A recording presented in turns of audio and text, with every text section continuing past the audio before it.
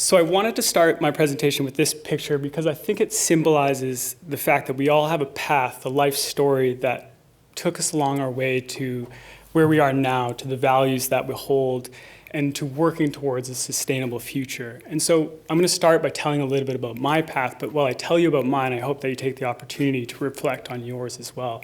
So my path started in the 5th floor of a University of Toronto student housing, where we were crammed into a small little apartment with my 2 brothers and my 2 parents while they finished their education.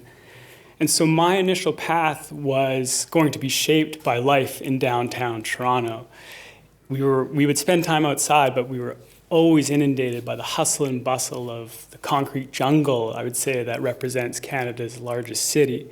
And it was just before my 6th birthday that my parents decided to make a huge decision that I would say fundamentally changed the path that I was on. They packed us into our Volvo station wagon, and drove us across the country to a small Gulf island called Gabriola, the northernmost of the southern Gulf Islands, now known to me as the traditional territory of the Sinemo people. And so this is where I was thrown into the Gulf Island lifestyle. We didn't have a TV. We didn't have any access to internet because it didn't really exist at the time. And so this shabby dirtbag spent most of his time in the forest. I'd be remiss to say that I think if he knew I was presenting an event where there was an open bar of candy, he'd be like, man, you've made it and you can die happy.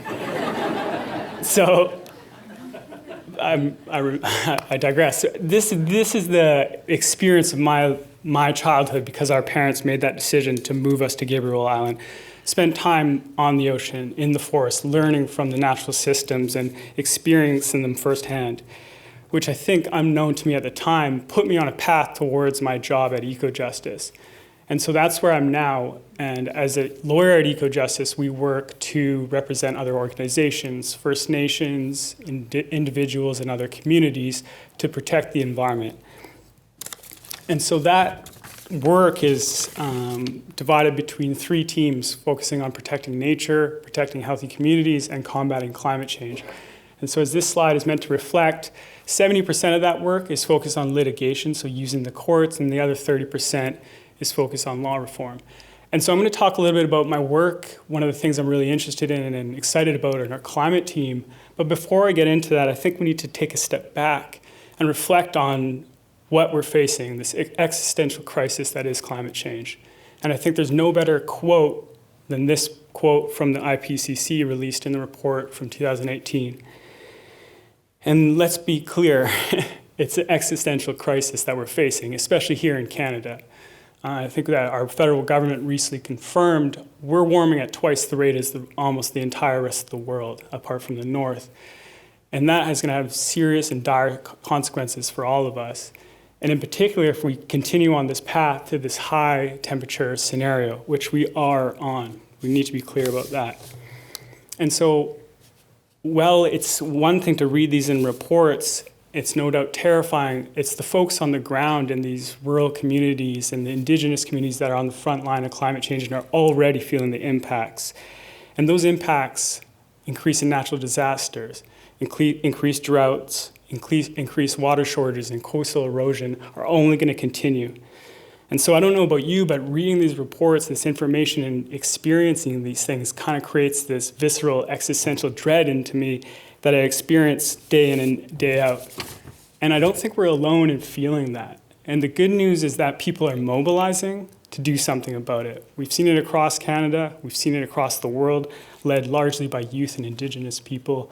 They're taken to the streets and they're turning that feeling into action against governments who are refusing to take the appropriate action.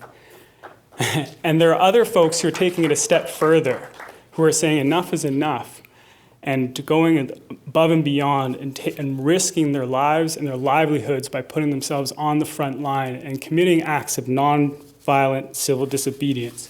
And so these include things like blocking fossil fuel infrastructure, clogging up downtown arteries to bring light to the issue of climate crisis.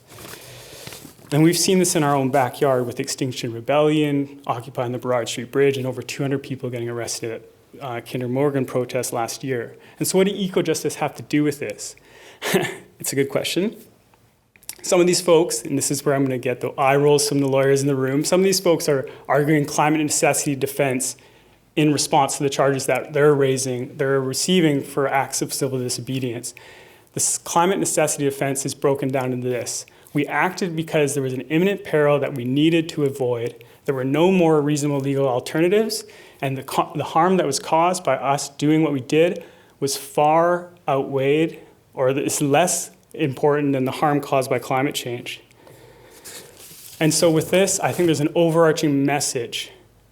These laws that are putting climate change on our society on track for climate change are no longer have the moral authority to govern these people. And given the circumstances, they should be allowed to raise the defenses in the actions that they're taking. And for the lawyers who are rolling their eyes in the room, consider our history of civil disobedience. Consider the history of those folks who stood on the front lines and raised their voices and took action and refused to be abiding by laws that no longer had that moral authority. I'm not saying that tomorrow we're going to wake up and these people are going to be acquitted on the basis of a climate necessity offense, but I am saying that the court is going to have a really important role to play going forward, and we're going to see more and more of these folks in the courtroom raising this defense and raising other defenses to try to convince the courts and the judges to take the action that's necessary.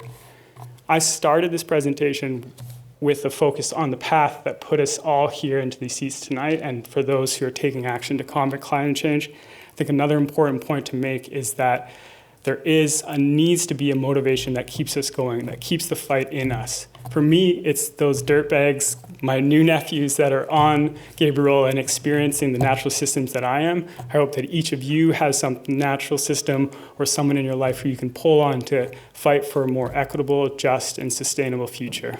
Thank you, and sorry for taking time.